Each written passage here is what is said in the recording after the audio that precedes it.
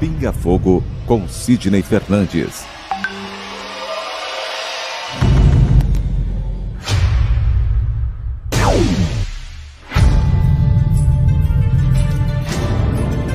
Porque nós não temos condição de saber exatamente ou saber ou relembrar como é a espiritualidade.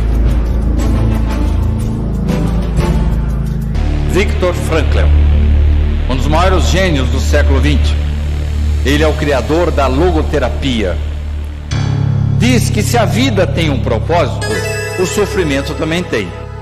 A felicidade é um subproduto da rendição pessoal a outro ser. A partir do momento que eu me dedico ao próximo, a uma causa, que eu passo a ajudar o semelhante, procuro fazer este mundo um pouco melhor, naturalmente a felicidade me alcança. Pinga Fogo com Sidney Fernandes. Pinga Fogo com Sidney Fernandes. Uma ótima tarde para você que já nos acompanha aqui pela sua TV SEAC, Rádio SEAC. Estamos iniciando mais uma edição do Pinga Fogo. Estamos aqui para que você faça a sua questão, a sua pergunta, e Sidney Fernandes responderá. Você que está no YouTube, você que está no Facebook, você que está acompanhando de alguma forma o que temos hoje para apresentar para você, e você já vai aí pensando as suas questões. Até as 4h30 da tarde, você faz as suas questões e Sidney Fernandes responde. Sidney, boa tarde para você. Boa tarde, Reginaldo Viana. Boa tarde, José Aparecido Té Oliveira. Boa tarde, Sérgio Totti na retaguarda. Jonatas Santos, amigos do Pinga Fogo. Estamos aqui para mais um programa da sexta-feira. Perfeitamente. Té Oliveira também, boa tarde para você.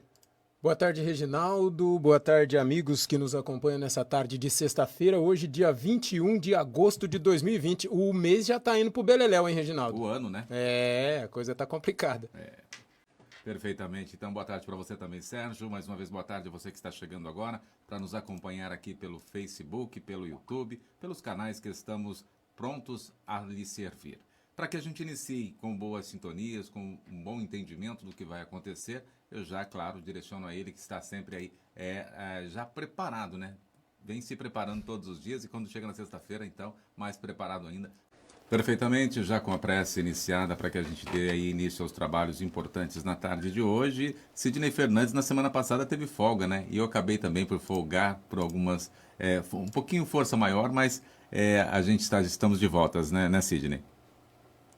Na verdade, não foi folga, viu? Você está sendo injusto comigo. Eu tive um compromisso aí, mas graças a Deus estamos com bastante trabalho, bastante atividade, e nós temos aí várias novidades para falar. Quando você me pedir, eu estarei à disposição. Então vamos às novidades. Pode ir soltando elas aí para que a gente vá apresentando. Enquanto isso, você que está nos acompanhando, vai colocando as suas perguntas para que Sidney responda daqui a pouquinho. Muito bem, a primeira novidade vai ser trazida pelo Sérgio Totti. A qualquer momento ele vai entrar no ar e vai nos trazer aí algumas coisas bem interessantes. Ele vai nos falar sobre uma parceria que nós temos a partir de agora com a TV Espiritize, que está divulgando os nossos trabalhos, está transmitindo nesse momento o nosso Pinga Fogo, está publicando os nossos artigos, enfim, os nossos programas estão sendo repetidos pela TV Espiritize, mas eu vou deixar para o Sérgio Totti nos dar mais detalhes a esse respeito. Daqui a pouco, vá se preparando, Reginaldo, que eu que vou perguntar as novidades para você, hein? Por favor, estamos aqui para isso também, trazer novidades para todos que nos acompanham.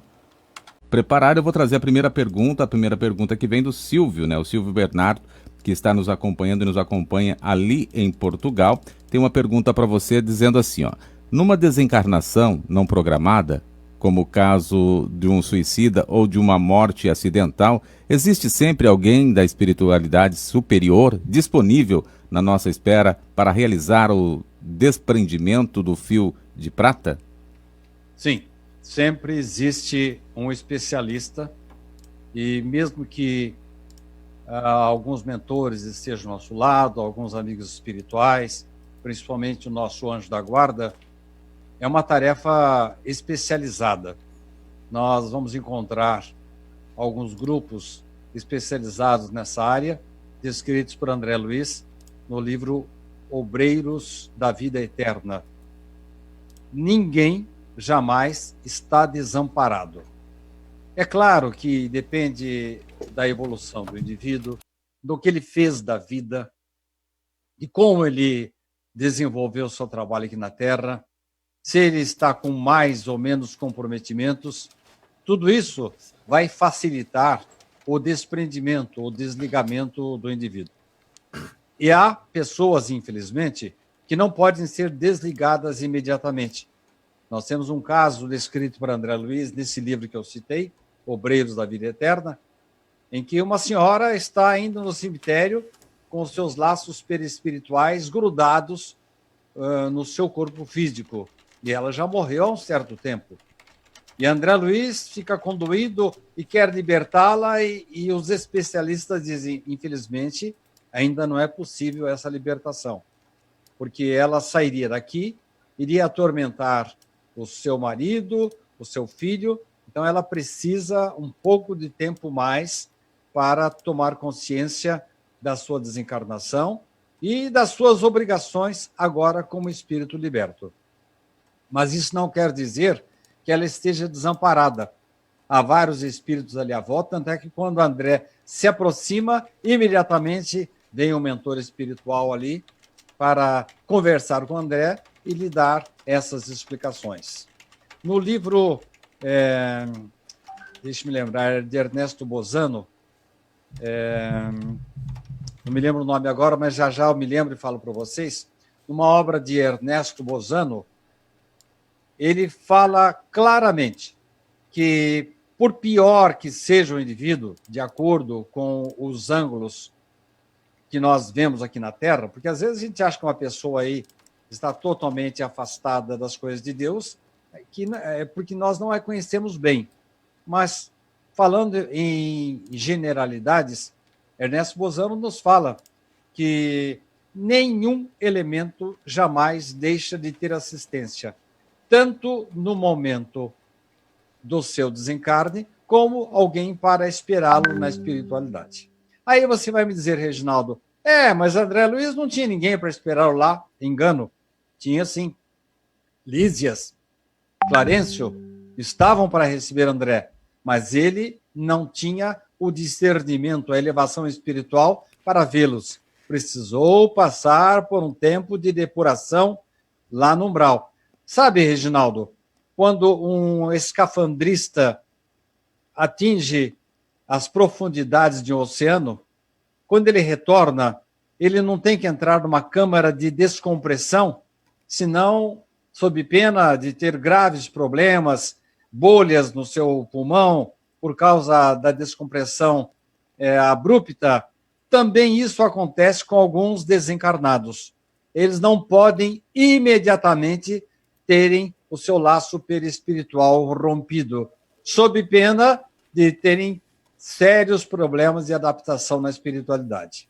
Contamos um caso, inclusive, de Francisco, que ficou agarrado ao seu corpo pelo grande apego que ele tinha à matéria e ficou muito tempo ainda preso ao organismo espiritual, a ponto dele até sentir em determinados momentos o trabalho dos vermes que estavam já corroendo a sua carcaça física. E aí, quando ele se libertou, ele achou que o seu cadáver era um monstro. Mas tudo isso em função do grande apego que ele tinha à matéria, porque ele não pautou a sua vida em termos, vamos dizer assim, exatamente de bondade, de trabalho, de solidariedade, de desprendimento pessoal. E a natureza não dá saltos. Se você foi egoísta aqui, você chega na espiritualidade e você vai arcar com os ônus desse apego e desse egoísmo seu. Mas, respondendo objetivamente a pergunta do nosso caro amigo Silvio, sempre haverá um especialista nessa área para nos desprender no momento em que for possível, e sempre teremos alguém na espiritualidade, por pior que seja o indivíduo. Porque a gente fala assim, aquele fulano lá é um criminoso. Criminoso aos nossos olhos. Mas se você for perguntar para a mãe dele, para o filho dele, para os vizinhos dele, vão dizer, não, é uma pessoa que tinha lá alguns problemas, mas era uma pessoa maravilhosa, que conversava com a gente, nos ajudava, nos auxiliava. Enfim, nós não podemos, como eu e o Theo estamos gravando aí um trabalho em torno de Jesus e falamos muito de Maniqueu. Está lembrado, Theo? Sim, me lembro, Sidney.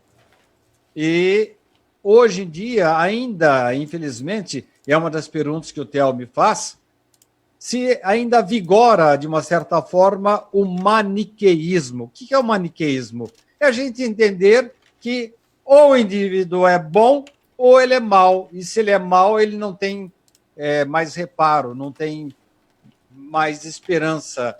Ele está eternamente jogado para o mal. Isso contraria frontalmente a lei de evolução que é trazida pelo Espiritismo. Então, atualmente, ainda existem algumas pessoas que acham que ou o indivíduo é bom ou ele não presta para sempre. E não é assim.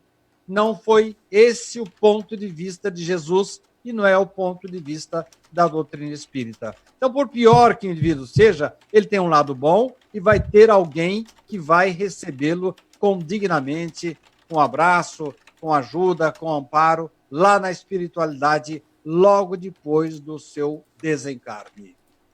Próxima pergunta para você responder também conosco na tarde de hoje. O nosso grande amigo Eliseu, ali de Fortaleza, ele pergunta: Sidney, o que é o Espiritismo e o que o Espiritismo não é? O que é o Espiritismo e o que o Espiritismo não é? É mais fácil dizer o que é o Espiritismo. Ele é o Consolador prometido. Muitos, e o Theo está sabendo bem dessa história, ele fez bem a lição de casa, sabe que muitos se arvoraram em Consolador prometido. E o Espiritismo está se desincumbindo dessa tarefa, mostrando às pessoas que ele está trazendo Cristo de volta. O Espiritismo é Jesus que volta a nos falar. Em resumo, em síntese, é isso. Porque ele nos traz o amor do Cristo, ele nos traz o consolo da reencarnação, ele nos traz a lógica da lei de causa e efeito, ele nos traz os meandros, os detalhes da lei da sintonia psíquica, ele nos fala da pluralidade dos mundos habitados, ele fala-nos da imortalidade da alma, enfim, e naturalmente do amparo que Jesus, sob a condução de Deus, nos dá aqui na Terra. Esta, em síntese, é o que seria o Espiritismo. O que ele não é. Alguns confundem o Espiritismo com práticas mediúnicas. O Espiritismo também é prática mediúnica, mas ele, por trás da prática mediúnica, ele tem a filosofia do Livro dos Espíritos, ele tem a parte experimental no Livro dos Médiuns, ele tem a parte científica em alguns pontos do Livro dos Médiuns, em A Gênese, no livro Céu e Inferno, enfim, o Espiritismo é religião, no Evangelho segundo o Espiritismo, e não é uma religião nova, ele simplesmente traz de volta o cristianismo que foi esquecido e, infelizmente, muitos de nós ainda não tomamos consciência exata da grande importância dessa grande mensagem, a principal mensagem que o homem recebeu na Terra, que foi a vinda do Cristo. Ele é filosofia, porque nos explica por que estamos aqui, por que sofremos, por que temos dores, de onde viemos, para onde vamos. E ele é a parte científica e experimental que nos explica o porquê das vidências, das materializações, os mecanismos dos nossos corpos espirituais, muito bem desenvolvidos por cientistas do nível de Hernani Guimarães Andrade, mostrando qual que é a matéria nossa do nosso corpo, do nosso perispírito e coisas relacionadas com o espírito a que não temos acesso ainda. O Espiritismo também não é práticas, não existem tabus, não existem imagens, não existem promessas. O Espiritismo não traz imediatamente, como uma chave mágica, o céu àquele que não merece. Nós entendemos, segundo a doutrina espírita, que ninguém está fadado ao eterno inferno, não existe penas irremissíveis, mas, por outro lado, não é de uma hora para outra que estaremos numa situação boa. Por quê? Porque tudo depende do nosso mérito. Tudo depende da semeadura que fazemos. Quando alguém encontrar alguma doutrina fazendo promessas, vendendo títulos para o céu, ou mesmo falando em termos de transformação de uma hora para outra, ou prevendo o futuro, marcando datas, não é espiritismo. Próxima pergunta também, você nos acompanhando aqui agora, uma ótima tarde para você. Mais uma pergunta agora da Sônia Bernardo. Pergunta o seguinte: a interpretação do espiritismo sobre dois tipos de homens, os salvos e os perdidos, como consta no Evangelho de Mateus 25, 31 até o 34 e 7 a capítulo 13. No capítulo 7, do versículo 13, 14, 25 e 46. Está relacionado com a encarnação presente ou não como fatalidade ou resultado final, correto? Perfeitamente, Sônia Bernardi. Não há pessoas perdidas. Acabamos de dizer que todos nós temos jeito. Alguns demorarão mais, outros menos. Mas não existe aquele maniqueísmo que, infelizmente, algumas filosofias ainda pregam, ainda aceitam, de que, por um lado, estão os eleitos que vão para o céu, e, por outro lado, liderados pelo demônio, pelo diabo, que vão para o inferno. Isso não condiz com a misericórdia de Deus.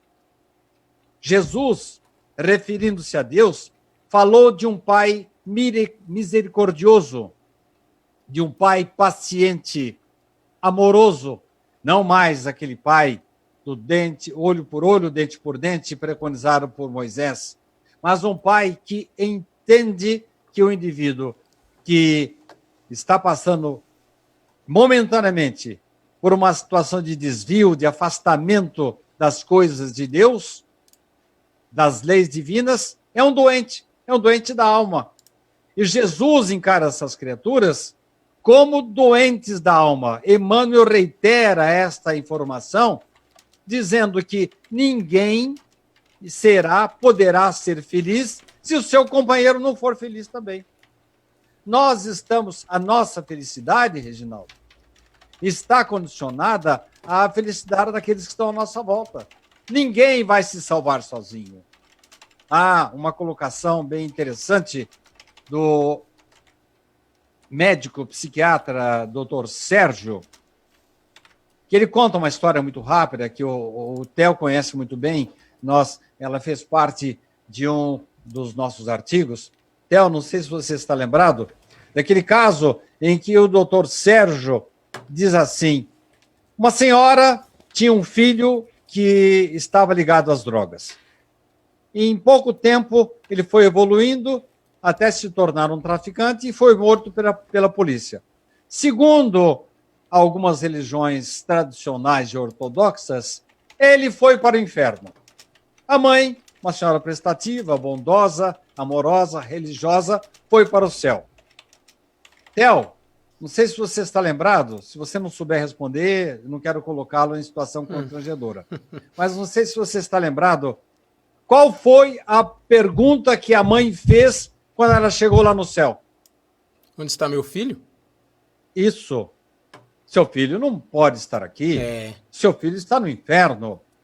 Não, eu não quero ficar sem meu filho. Eu continuo amando meu filho. Então eu quero ir lá para o inferno ficar com meu filho. Não pode. Então trago meu filho para cá. Não pode. A história acaba por aqui, Theo? Não. Se fôssemos depender da ideia ortodoxa de que uns são bons, outros são maus para sempre, eternamente, estaríamos numa situação muito complicada. Vem a doutrina espírita e não discrimina entre os salvos e os perdidos, como citou nossa amiga Sônia de Portugal. você pode ajudar seu filho. Como? Qual a maneira? Me dá o caminho. Você pode voltar à terra e você, com a sua bondade, com a sua misericórdia, isso não é teoria. Não sei se você está lembrado, Theo. A mãe de André Luiz, que já se encontrava numa situação de nível superior à humanidade, ela pediu para reencarnar para poder dar assistência ao pai de André Luiz, que estava no umbral, ainda assediado por 2 ex-companheiras dele. Então você pode voltar para a Terra, e lá você será mãe novamente, e poderá reencontrar-se com seu filho, reeducá-lo, para que ele fique dentro do seu nível, e depois, quando você voltar para cá, numa situação melhor, ele possa também usufruir dessas mesmas benesses que você está recebendo agora. Então, a coisa funciona assim. Nenhuma alma está perdida, irremediavelmente perdida. Simonetti costumava dizer o seguinte: se uma só alma se perdesse, a lei de Deus, que pressupõe que todos nós fomos criados para a evolução, para a perfeição, ela estaria derrogada. Uma só alma que se perdesse, Deus teria falhado, o que é uma coisa absolutamente inconcebível. Então, existem aqueles que semearam, trabalharam, estudaram, estão numa situação boa na espiritualidade. Como é o caso da mãe de André Luiz, como é o caso da dona Laura, mãe de Lísias. Mas daqueles que não puderam usufruir desse mesmo caminho, trilhar esse mesmo caminho, e não podem estar ao lado das suas mães lá na espiritualidade, eles não estão irremediavelmente perdidos. Essa é a grande lógica da doutrina espírita. É a misericórdia de Deus que nos foi ensinada por Jesus e agora é reiterada pelo Espiritismo. Próxima pergunta para você responder também na tarde de hoje conosco. A Isabel Eliane pergunta: Sidney, eu gostaria de saber se é possível os espíritos fazerem encontros de familiares que não tínhamos o conhecimento deles. Tem alguma razão para isso acontecer, esses encontros? Isso acontece toda noite, Isabel. Eu, há poucos dias, tive uma grande felicidade. Eu não me lembro com detalhes. Assim que acordei, fiz algumas anotações, porque a gente acaba esquecendo, mas eu tenho perfeita lembrança de alguns pontos de que eu tive um encontro com pessoas muito queridas na espiritualidade. Isso não acontece a toda hora, ou pelo menos não nos lembramos disso a toda hora. Mas aqueles que nos antecedem, eles começam já a montar as suas casinhas, os seus grupamentos, e à medida que nós vamos desencarnando, eles vão nos levando para esses lares lá da espiritualidade. E de vez em quando, durante as horas de sono, nos é permitido que eles venham nos visitar ou que nós, no momento em que estamos dormindo, porque é o seguinte, alguns que são médiuns podem, no estado de vigília, ter contato com os espíritos. Outros, meros mortais como nós, podemos ter esse mesmo contato no momento do sono. E muitas vezes, minha cara Isabel, muitas vezes nós, durante o sono, reencontramos-nos com esses familiares. E até há uma pergunta que, se não me engano, ainda hoje o Silvio vai fazer. Se não fez, você, por gentileza, Reginaldo, dê uma consultada. Foi a primeira pergunta do programa de hoje, ele fez muito cedo, e aí vai esclarecer um pouquinho mais a dúvida da Isabel. Mas, de vez em quando, nós vamos até lá e podemos visitar, reencontrar parentes, amigos, e eles que, normalmente, quando desencarnamos, estão à nossa espera para nos abraçar.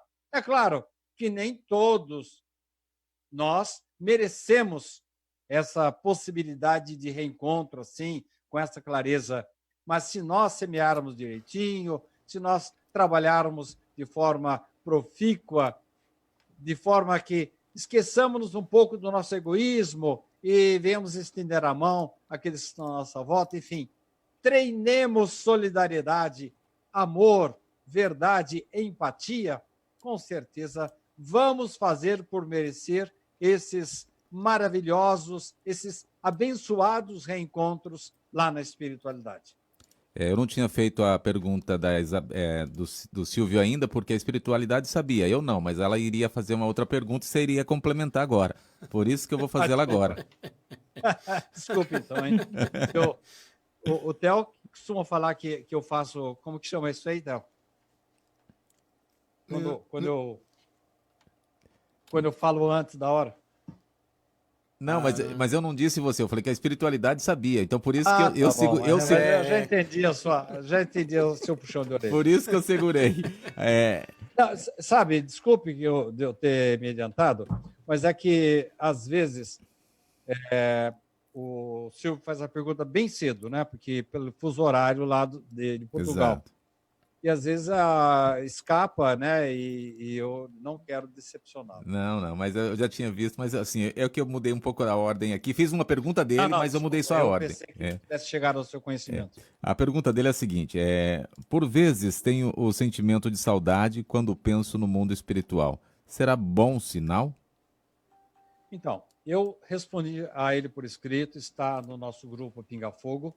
Eu me lembrei de uma página que está contida no livro Evangelho segundo o Espiritismo, em que um espírito lá de Bordeaux, ela se chama François de Geneve. O nome François é o nome mesmo. Geneve, eu acho que ela está se referindo à cidade de Genebra, que em francês é Geneve.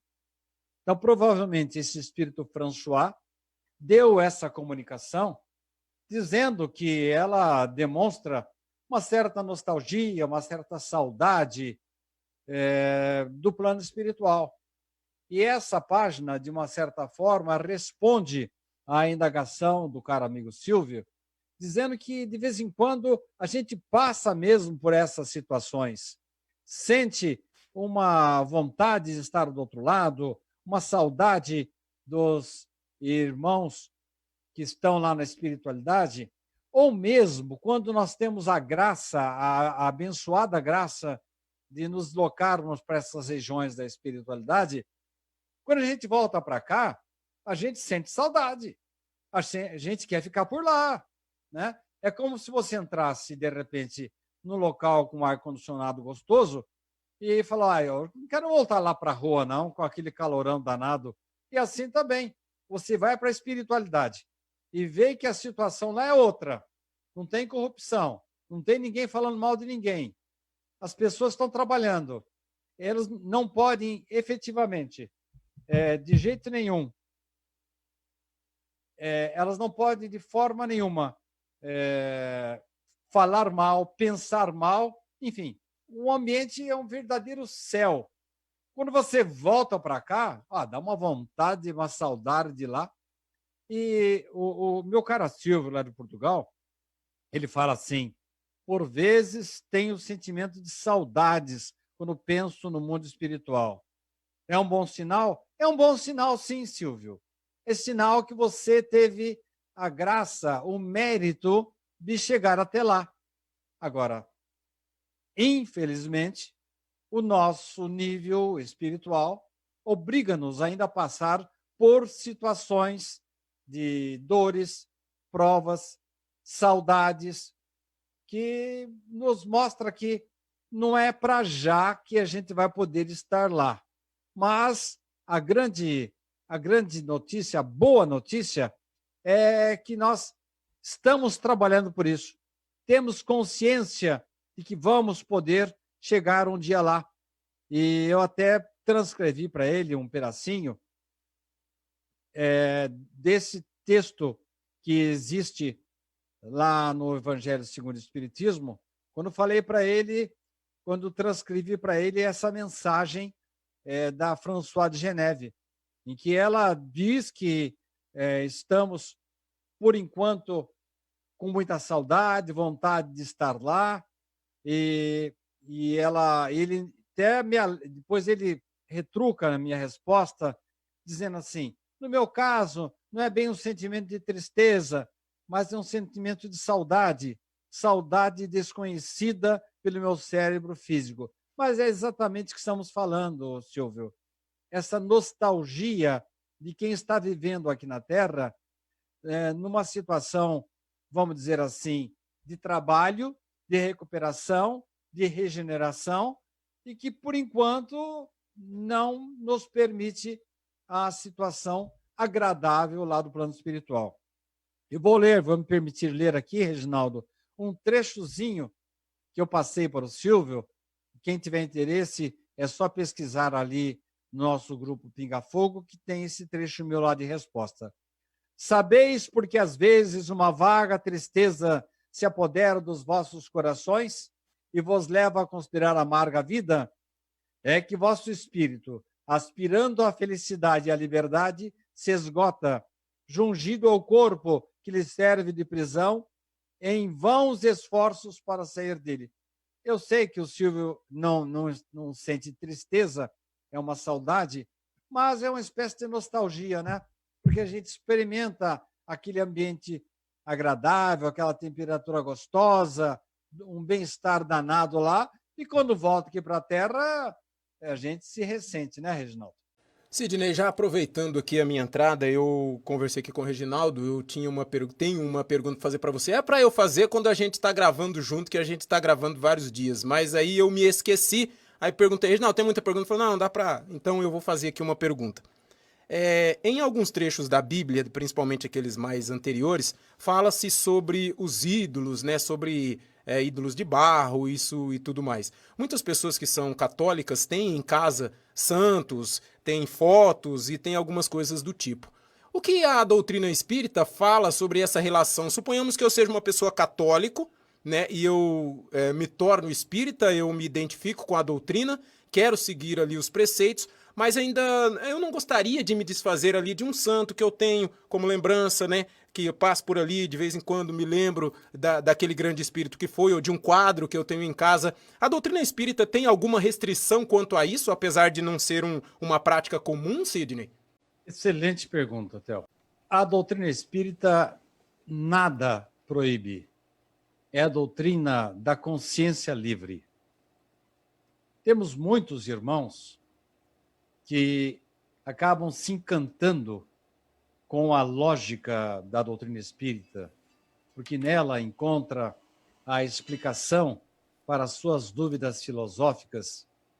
Já falamos várias vezes neste programa, Theo, você deve estar lembrado de uma situação em que um sacerdote que eu respeito muito, gosto muito dele, gosto do que ele faz um trabalho, é um dos missionários da espiritualidade que se encontra efetivamente nas hostes católicas, e que uma senhora chegou até ele e perguntou por que o netinho dela tinha nascido com síndrome de Down, e ele não soube responder. Eu não quero ficar batendo nessa mesma tecla, mas essa dúvida filosófica, infelizmente, não é sempre respondida condignamente. E aí as pessoas, de uma certa forma, ou elas procuram a resposta cuja pergunta está incomodando, para esclarecer a dúvida que está incomodando, ou elas se tornam materialistas. O que aconteceu efetivamente no século XIX. Allan Kardec pegou um ambiente ligado puramente ao materialismo. Daí o primeiro momento de Kardec de não dizer que a doutrina espírita tinha um aspecto religioso. Só foi fazer isso por volta de 1864, quando ele editou o Evangelho segundo o Espiritismo, e assim mesmo trouxe apenas a parte moral do Cristo. Não entrou naquelas questões discutíveis, que um fala que é uma coisa, outra que é outra. Com isso, essas pessoas que às vezes não encontram as respostas para suas questões, elas se tornam materialistas, como aqueles irmãos lá do século XIX em que Kardec vivia. Então, acontece de você receber, e eu me lembro de um médico que era católico arraigado, e na época de Kardec, ele tornou-se amigo de Kardec. Ele não deixou de ser católico, respeitando os ídolos, os rituais católicos, mantendo a sua ligação com os sacerdotes da época, mas ele encontrou na doutrina espírita as respostas de que tanto ele precisava para apaziguar o seu coração. Então, são aquelas pessoas, Theo, que elas encontram na doutrina espírita as explicações, mas não querem deixar os seus amigos, os seus companheiros, não querem deixar o culto católico à distância. Na parte dos espíritas, não há nenhuma restrição. Se a pessoa precisa ainda ler a Bíblia, os cânticos católicos, frequentar as missas, nenhum problema. No meu próximo livro, Theo, que você já acompanhou comigo o audiolivro dele, não sei se você está lembrado do momento em que alguns irmãos se unem, um padre, vários irmãos espíritas e, inclusive, um oftalmologista, se não me engano, que é evangélico, é isso mesmo. E acabam desenvolvendo um trabalho dentro de uma sacristia católica. Todos se uniram num trabalho ecumênico para salvar uma menina que era católica e não poderia receber de forma nenhuma os princípios doutrinários espíritas, porque ela se chocaria, ela estava muito ligada aos irmãos católicos. E nesse mesmo livro eu cito ainda André Luiz, que nos mostra que em determinados momentos que o indivíduo vai receber a hóstia, ela fica iluminada. E essa hóstia, como se fosse um passe magnético, recebendo os eflúvios da espiritualidade superior, é colocada na boca do crente católico. E se ele tiver mérito, se ele estiver desenvolvendo-se no bem, estiver ligado ao bem, essa hóstia, a luminosidade dela vai se expandir de tal forma que toda a luminosidade vai acompanhar o seu organismo perispiritual com altos reflexos positivos para o seu corpo. Mas se o indivíduo estiver ali só fazendo orações da boca para fora, a hóstia entra pela boca e ela se apaga. Isso aí não sou eu que estou falando, é André Luiz. Então nós estamos percebendo que Deus está em todos os lugares. Aliás, Leon Denis, ele orava em qualquer lugar, em qualquer templo. E sabe qual a igreja que ele mais gostava de orar? Era ao ar livre, ao lado da natureza, do mar, das montanhas. E se nós formos mais além, formos relembrar o contato que Jesus teve com a mulher samaritana ao lado de um poço, em que eles falam da água e que ele pede água para a mulher. O problema é que a mulher era samaritana e Jesus era judeu. E tinha uma certa rixa aí, como se fosse um corintiano e um palmeirense. Ali, eles eram da mesma região, mas não se bicavam muito. Mas como é que o senhor me pede uma água? Eu sou uma mulher samaritana. Então, eu tenho um diálogo meio longo ali com eles. Em dado momento, a mulher surpreende-se e percebe que ela está ao lado do enviado de Deus, que é Jesus. E ela pergunta, olha, eu quero aproveitar e perguntar para o senhor o seguinte, é claro que não é do jeito que eu estou falando, né? Vocês devem dar uma olhada lá no Novo Testamento para saber mais detalhes da mulher samaritana. É uma passagem extraordinária. Ela pergunta, olha, já que estamos conversando, o senhor não quer me dizer se eu devo fazer as minhas orações no templo ou em cima de tal monte? Porque era a rixa deles, né? Um achava que tinha que orar num lugar, outro lugar no outro. E Jesus dá uma resposta extraordinária, dizendo que Deus teria que ser, Deus era espírito, Deus é espírito, e como espírito tem que ser adorado em qualquer lugar. Daí, então, a resposta sua, Theo. As pessoas que estiverem ainda ligadas aos santos, às crenças, às missas, que Deus acompanhe essas criaturas. O Espiritismo nada tem contra. Por quê? Porque nossa salvação depende de nós, e não dentro do centro espírita, não dentro do templo evangélico, não em cima de um monte, ou dentro da Igreja Católica. A nossa salvação está dentro de nós mesmos, com os atos, os gestos que viemos a realizar. Se para isso você precisa usar um rosário, contas para marcar as suas orações, você tem que entoar cânticos, ou você tem que entrar num centro espírita e participar de uma palestra, não importa. O que importa é o amor que você vem a desenvolver dentro de você mesmo. Porque Deus deverá ser cultuado não no templo, não em cima de um monte, mas, acima de tudo, em espírito, dentro de nós mesmos. Próxima pergunta para você responder. Aqui. Respondi bem, Theo? Sidney, respondeu bem sim, eu fiquei muito satisfeito com a sua resposta. Se ele não perguntasse, ele morria hoje, viu, Sidney? Ele desencarnava. Não, hoje. mas eu achei a pergunta muito oportuna. Não, sem dúvida. Ele estava muito... Alguns irmãos ficam constrangidos de perguntar. E este programa, Reginaldo, a marca dele é de que nós não estamos fazendo aqui proselitismo. Não estamos querendo atrair mais pessoas para serem espíritas. Allan Kardec, no comecinho de um dos seus trabalhos, diz claramente: você está me procurando por quê?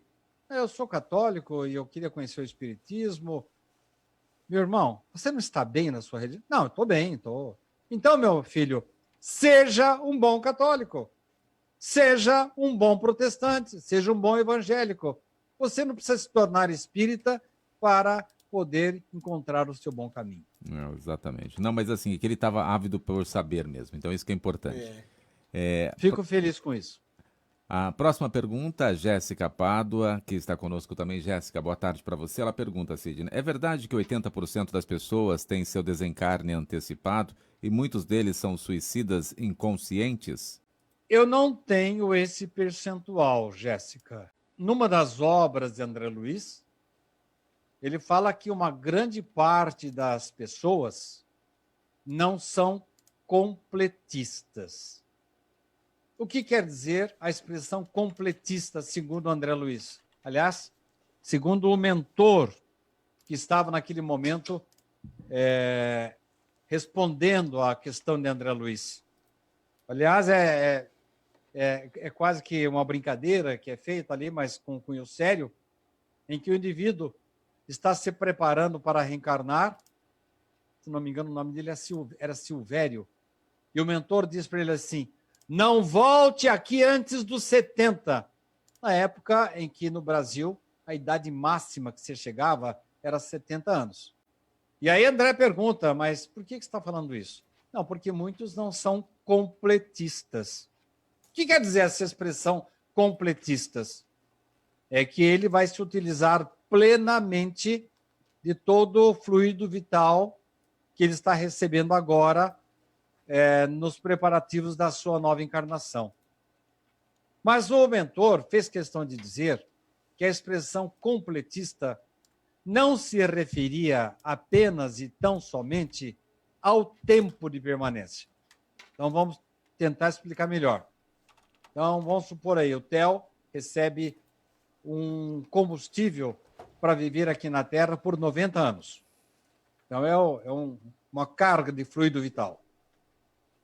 Se o Theo, como eu sei que ele é, uma pessoa que não usa, não bebe, não usa droga, não exagera no álcool, e além de respeitar as coisas que vêm de fora para dentro, não sai do Theo palavrão, maledicência, ele é uma pessoa que sempre está otimista, respeita a esposa, os filhos, o Theo está a se conduzir de forma que não apenas ele vai cuidar do seu corpo e poderá usufruir plenamente dos 90 anos que lhe foram outorgados, como também ele está agindo espiritualmente de forma a não corroer as suas potencialidades físicas. Então, o completista não é só aquele que cuida bem do corpo, é um atleta, que evita o cigarro, evita comer demais, não apenas da parte física, mas da parte espiritual. Esse é o completista. Agora eu volto, então, à resposta da nossa amiga Jéssica. Eu não sei o percentual, Jéssica, mas segundo mentores espirituais, raros são aqueles que são completistas. Daí a importância que a doutrina espírita dá para o respeito do corpo, para o respeito às coisas da alma. Quando nós falamos para evitar o ódio, a maledicência, o palavrão, para evitar a ingestão de substâncias corrosivas, tóxicas, não é porque é bonitinho, não é porque existe uma regra, uma norma espírita nesse sentido. Não, é uma norma genérica de respeito ao nosso corpo, ao nosso organismo. Isso vai permitir que nós nos aproximemos cada vez mais da expressão completista dita por André Luiz em Missionários à Luz. A minha resposta poderia parar por aqui, mas recentemente, eu relendo uma obra de André Luiz, eu descobri que a expressão completista passou ou teve uma outra conotação além dessa que eu mencionei. É que um dos elementos que estão sendo preparados para desencarnar, André Luiz, em dado momento, fala assim, mas espera aí, esse rapaz aí, ele está desencarnando na hora certa? Ele usufruiu de todo o tempo que a espiritualidade deu? O mentor disse, não, ele está desencarnando antes do tempo. Oh, então, espera aí, então é um suicida? Não, calma lá, André, nada disso.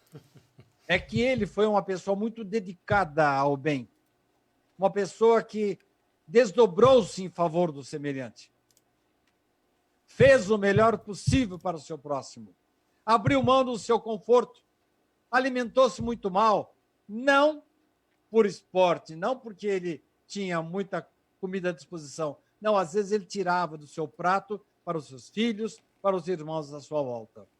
Então, se por um lado ele não completou a sua tarefa em caráter quantitativo, voltando ao exemplo do Theo, o Theo não conseguiu ficar vivo, durar até os 90 anos, durou, abre aspas, só 80, mas não vai importar o tempo, a quantidade de tempo, mas sim a qualidade da sua vida. Então, minha cara Jéssica, eu não sei o percentual, mas raros são os completistas. Mas não é completista só aquele que cumpre o seu tempo, mas é aquele que cumpre bem o seu tempo. Próxima pergunta para você responder conosco também, acompanhando a Luzia Alves, ela diz aqui, ó, tenho uma amiga muito negativa, tento auxiliar da melhor forma possível. Pergunto, o que devo fazer nesse caso? Não sei mais o que fazer, afastar, penso se estou fazendo mal a ela, o que fazer, Sidney? Desde que essa criatura não esteja levando para a Luzia o seu negativismo, que é, infelizmente, contagioso, eu quero lembrar de um trecho que eu li hoje de Chico Xavier. Eu nunca havia lido isso e gostei muito da metáfora que ele fez. Não sei se eu vou ser muito feliz na minha comparação, mas a pessoa disse o seguinte, Chico,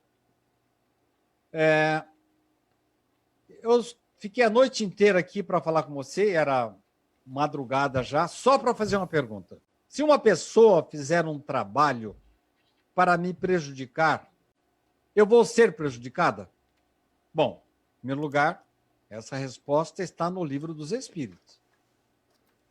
Ninguém consegue fazer mal para alguém. Ninguém consegue movimentar o seu pensamento ou através de apetrechos, fazer mal para alguém. Ué, mas como aí tanta gente faz trabalhos aí?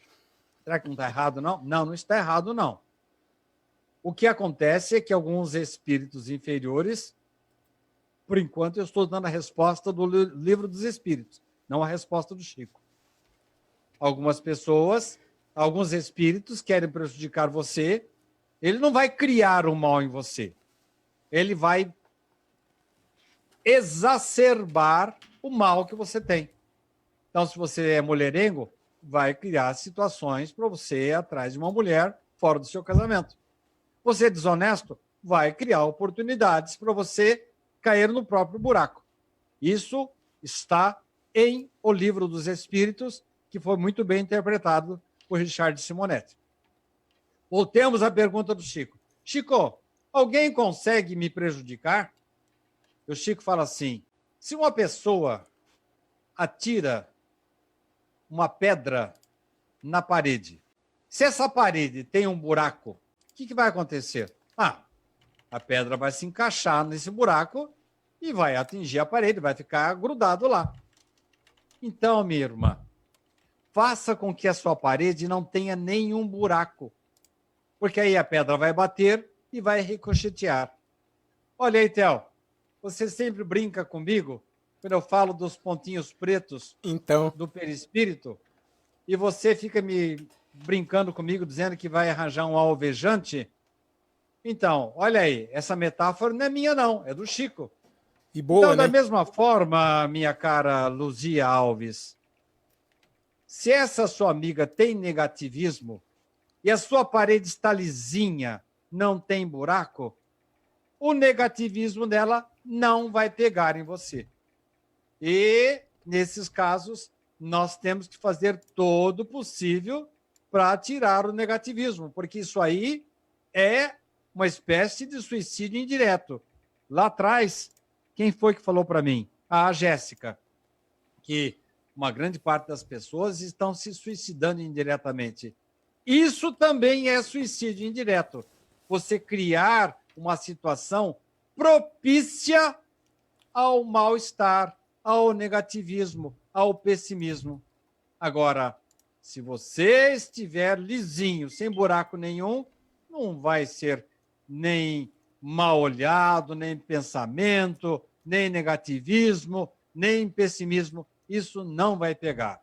Mas nós temos que ter consciência de que nós precisamos estar preparados para rechaçar qualquer mal que se aproxime de nós. Agora, em relação à sua amiga, Luzia, é obrigação nossa fornecer a essa criatura todos os subsídios, leituras, vídeos, sons que possam tirá-la do negativismo. Agora, se a pessoa, a vida inteira, você está tentando ajudar, e a pessoa só insiste no mal, chega um momento em que os próprios espíritos dizem, infelizmente, a pessoa escolha o mal o seu caminho. Próxima pergunta aqui também, nos acompanhando na tarde de hoje, o Sérgio nos auxiliando e trazendo as informações aqui para que você possa também responder. Vamos aí à pergunta do Sérgio na tarde de hoje, que diz o seguinte, nós temos várias questões aqui. Primeiro, a Ana Maria, de Lençóis Paulista, pergunta, qual a visão do carnaval para o espiritismo? Eu tenho um artigo que eu escrevi há pouco tempo, acho que o Sérgio deve ter ele em mãos aí, em que nós falamos a respeito do carnaval. Ana Maria, o Theo daqui a pouco vai colocar aí, falando no Sérgio, ele está entrando aqui, hein, gente? Daqui a pouco ele vai nos dar algumas notícias aí.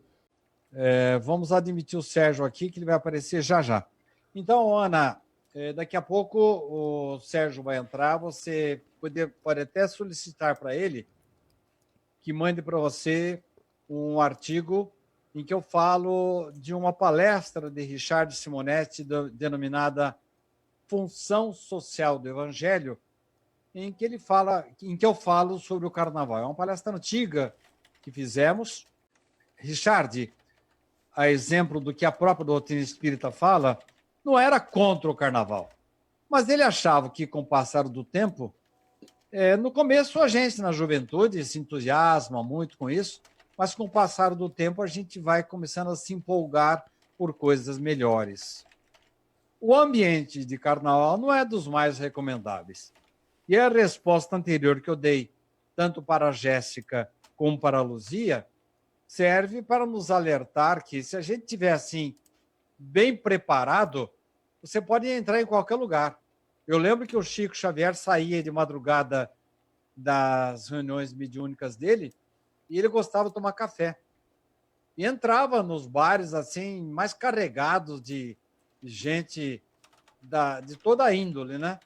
E alguém falava assim: Chico, mas você vai entrar nesse ambiente aí carregado?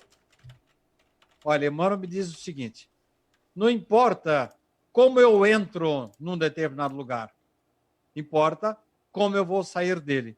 Então, Ana, se você conseguir entrar no salão de carnaval, eu não digo que você vai entrar no carnaval com o evangelho na mão, mas se você entrar lá e conseguir não permitir que as saraivadas, porque é um ambiente conturbado, né? Existe muita bebida, muita droga, muito sexo, né? E sexo, às vezes, clandestino, né?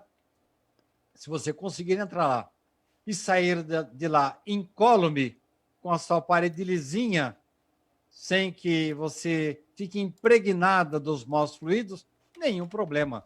Você pode entrar em qualquer lugar. Precisa saber como é que você vai sair dele. Próxima pergunta também aqui, vindo aqui do nosso amigo, separando para nós, nos auxiliando na tarde de hoje.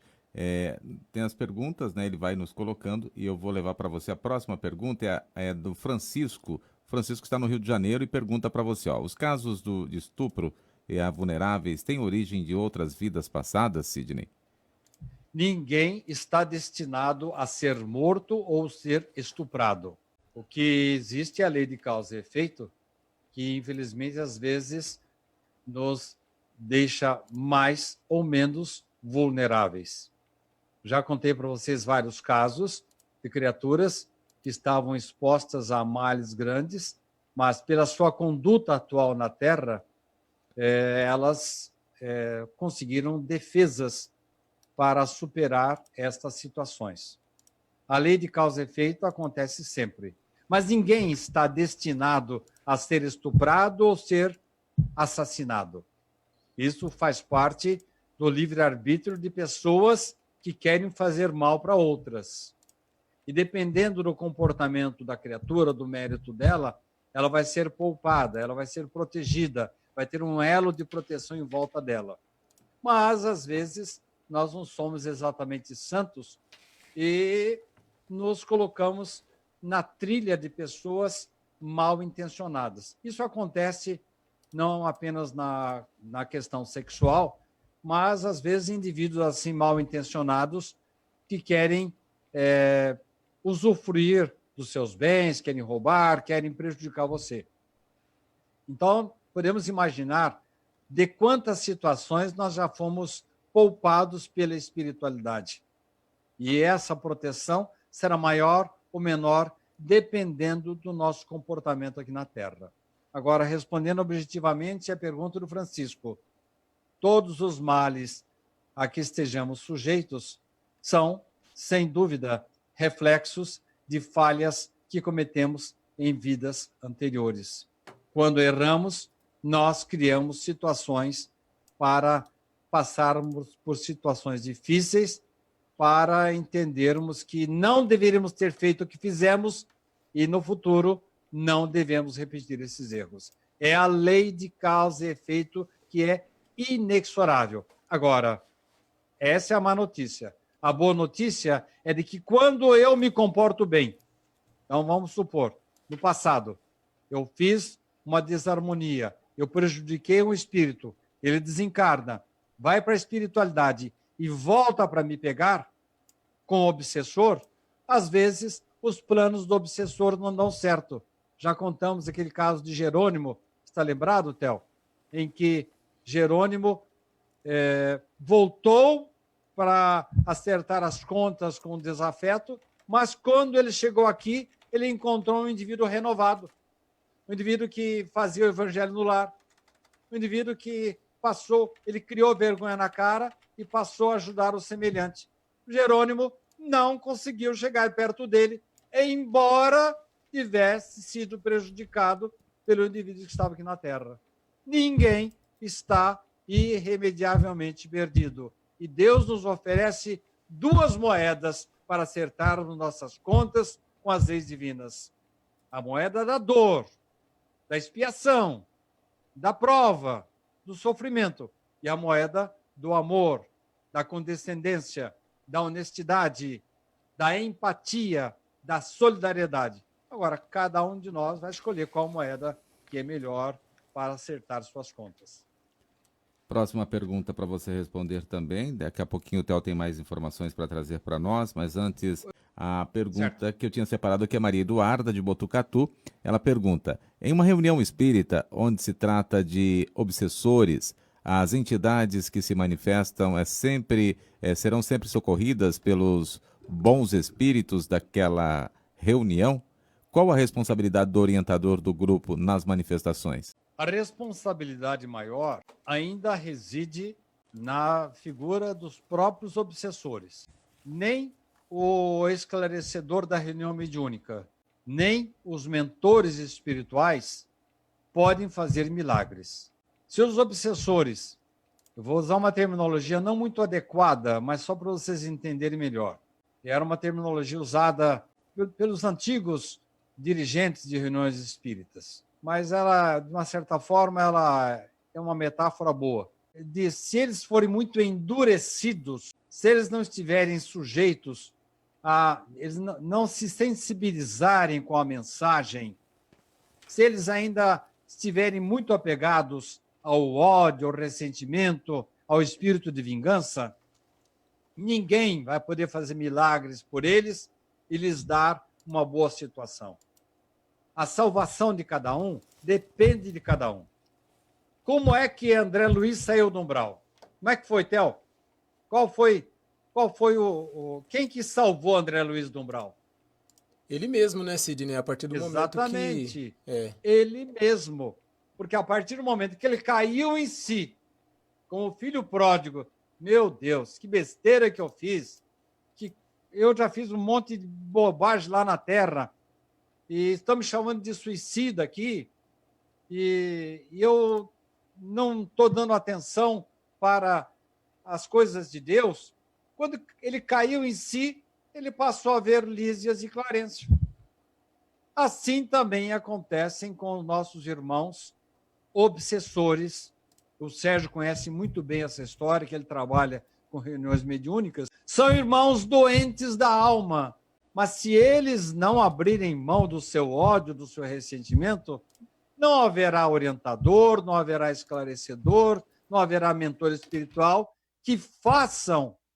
que procedam neles as modificações que eles têm que fazer dentro deles mesmos. Então, minha cara Maria Eduarda, não é falha do orientador, não é falha dos mentores espirituais, é que o indivíduo ainda não se colocou ainda em condições para ser resgatado do mal.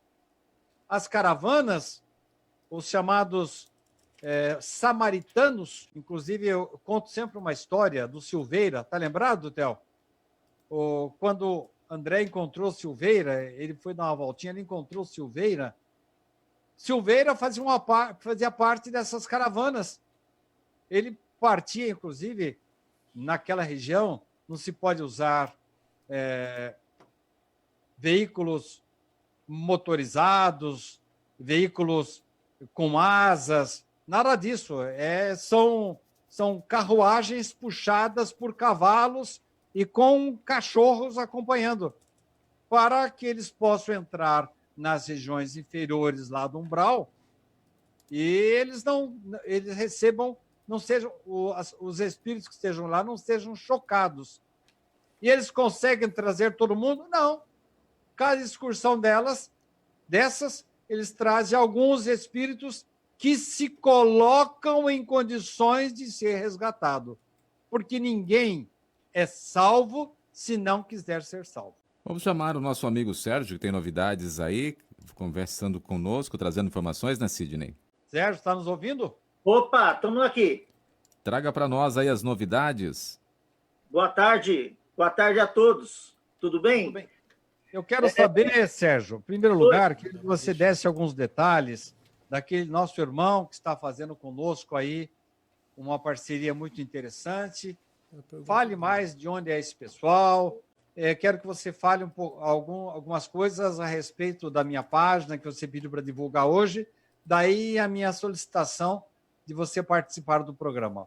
Fique à Ok. vontade, Sérgio. Um prazer. Você tem quase 5 minutos para falar, Sérgio. Já queimou 2 já. É, já era. Boa tarde a todos. É um prazer estar aqui trazendo novidades, mudanças, né? E eu quero mandar um abraço ao seu Oswaldo, da Spiritize. Ele tem 5 plataformas de distribuição, abraçou a nossa causa com todo amor e carinho, está divulgando os artigos do Sidney diariamente. Ele vai divulgar os nossos programas, quase que ao mesmo tempo que entra na página do Sidney, né, os programas novos. E eu quero mandar um grande abração para ele que está nos assistindo agora. De onde que ele é, Sérgio? Eu não tenho a cidade exata. Para você ter uma ideia, não deu tempo ainda da gente entrar muito em detalhes. Então pega o link dele para a gente poder também prestigiar o trabalho deles lá, viu? Sem dúvida nenhuma. Sem dúvida nenhuma. Vou pegar, vou colocar assim. Eu vou colocar, vou deixar à disposição, inclusive, um link no próprio site. Agora aproveita que você está me cobrando aí que o Reginaldo está querendo algumas coisas suas aí. Fale com ele a respeito do que você me falou particularmente, como é que vocês vão trocar figurinhas aí, porque o Reginaldo está produzindo alguns vídeos bem interessantes com essa união que está acontecendo aí da livraria com a editora, e o SEAC Notícias também é muito bom, e que inclusive divulga com muita força as nossas atividades sociais na nossa periferia. Aproveita agora no ar e conversa aí com o Reginaldo, Sérgio. Ok, então vou começar pelo Reginaldo. Eu tenho em mini vídeos, Reginaldo, no site do Sidney, você entrando lá em lojas e clicando em qualquer dos livros do Sidney, você tem gravado por ele a história daquele livro, como que ele surgiu. É um vídeo bem curtinho. Eu posso disponibilizar para você os 12 vídeos a hora que você quiser. Não, ok? Eu acho que vai de encontro com esse trabalho que você está aí desenvolvendo com grande capacidade. Não, perfeito. Okay? Obrigado, Sérgio. Acho que assim, vai servir sim, é importante todo o conteúdo que nós tivermos, porque vai enriquecer todo aquele projeto que a gente está colocando, né? Quanto mais informações nós tivermos, mais rico fica o conteúdo também para que quem acompanhar possa saber, olha, é isso que eu quero mesmo, porque eu tenho essa informação, né? Exatamente. Informação é tudo, né? Exatamente. Informação é tudo. Nós estamos na era da informação. Mas eu vou disponibilizar para você, mando ainda hoje esses 12 vídeos, eles são todos curtinhos. Sim, por favor. E ficam à disposição lá no site do Sidney. Que assim, a hora que eu estiver incrementando com outro conteúdo, eu insiro o vídeo também no meio desse processo todo.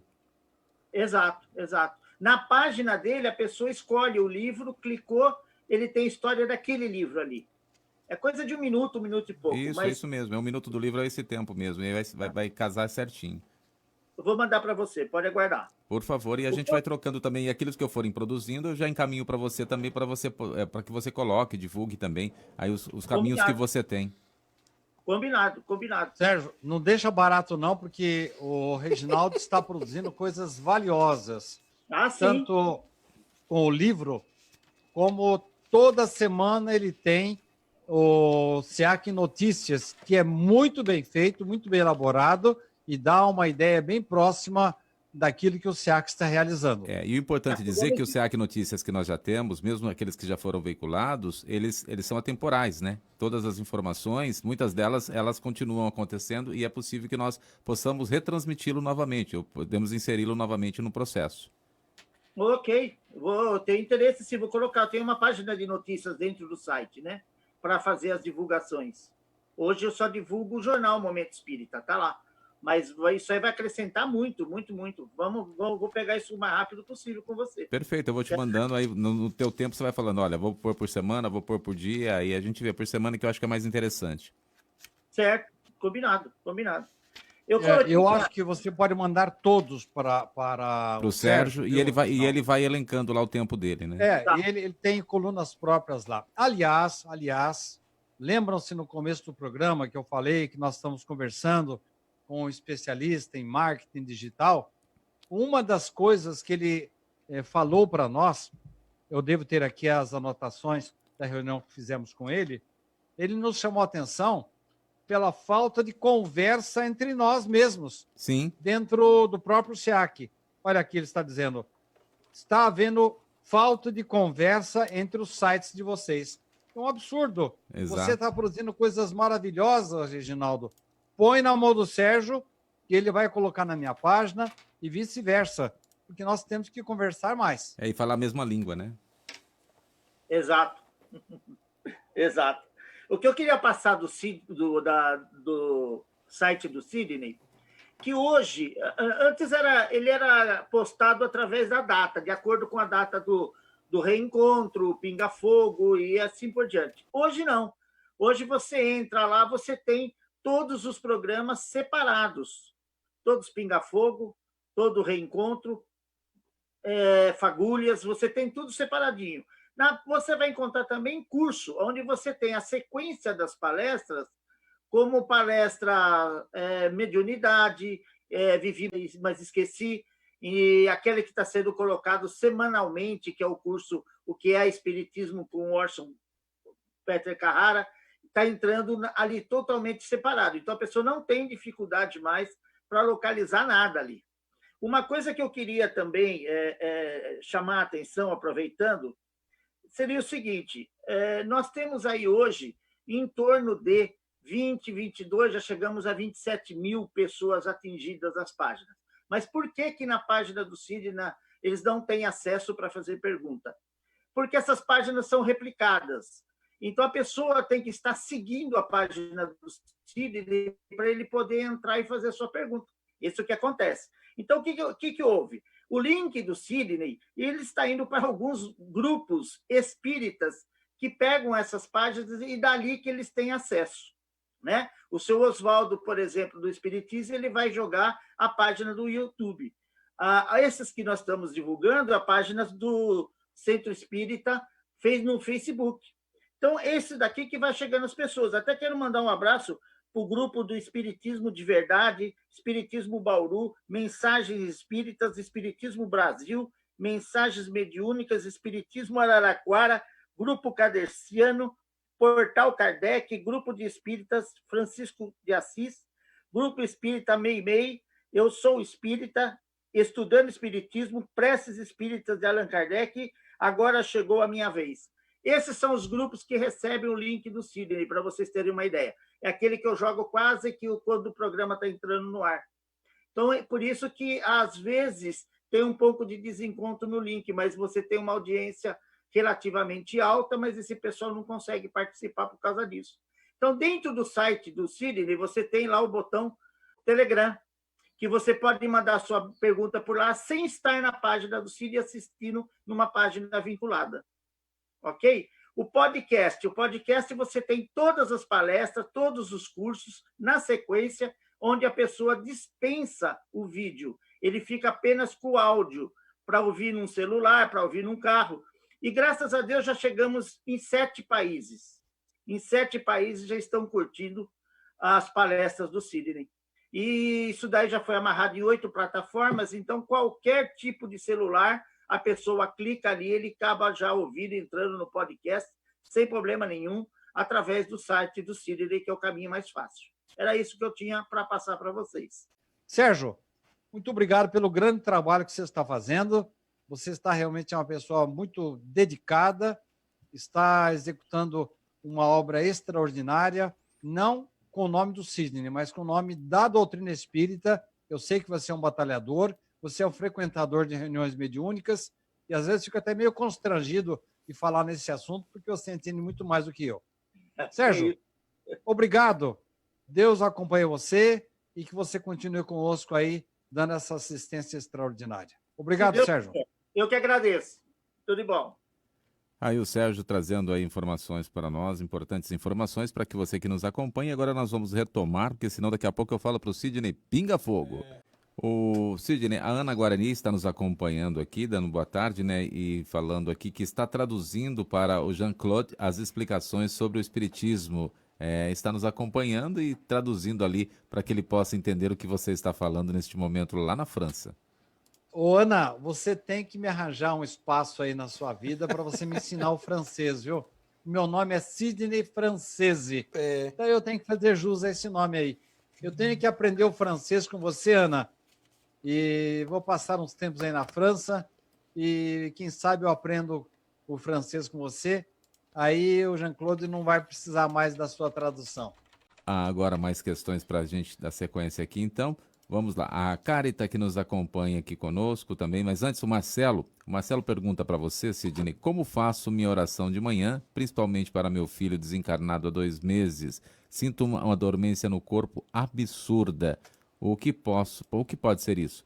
Quando estou fazendo essa oração? Em primeiro lugar, Marcelo, você deve fazer oração não apenas ao levantar-se, mas preparar-se para um bom sono, ligar-se com a espiritualidade, conectar-se com o seu espírito protetor, o seu anjo da guarda. Daí você terá um sono reparador. Ao levantar-se, não importam as palavras, o tamanho da sua oração, mas sim espontaneamente o que vem do seu coração, Marcelo. Na verdade, os espíritos lá, que às vezes estão passando por dificuldades, ficam gratificados com as nossas orações. Richard Simonetti dizia sempre que as nossas orações representam verdadeiros refrigérios a espíritos que ainda estão precisando de consolo, de orientação lá na espiritualidade. Meu caro Marcelo, faça desta forma, faça uma reflexão antes de deitar. O Theo costuma repetir muito essa colocação de Santo Agostinho, para que a gente faça toda noite uma reflexão, uma espécie de balanço, para saber a quantas andam as nossas atribulações, como estão nossos esforços no sentido de reparar as nossas faltas, para que cada dia seja melhor do que o anterior. Quando você faz essa reflexão, esse balanço, meu caro Marcelo, você se prepara para um sono reparador e é possível, sim, que no momento que você se levantar, você possa... Não precisa fazer uma oração enorme, não. Não importa não importa a extensão da oração, importa que vem exatamente do seu coração, do seu amor em favor do seu filho. Faça desta forma, que eu tenho certeza de que as coisas vão melhorar, Marcelo. Pergunta agora do Reginaldo Xará, que está conosco, diz assim: sobre a lei da sociedade, é verdade que devemos aprender a conviver com os nossos parentes que, por vezes, nos maltratam para a evolução do nosso espírito? Por vezes temos o costume de nos distanciar e não curarmos as mágoas. Sidney, a próxima pergunta depois eu faço, tem mais uma ainda. Pelo menos essa você já responde. Em primeiro lugar, Reginaldo, nós devemos sim fazer todo o possível para conviver bem com os nossos familiares. Foi um projeto que fizemos antes da atual vida e deveremos envidar todos os esforços nesse sentido.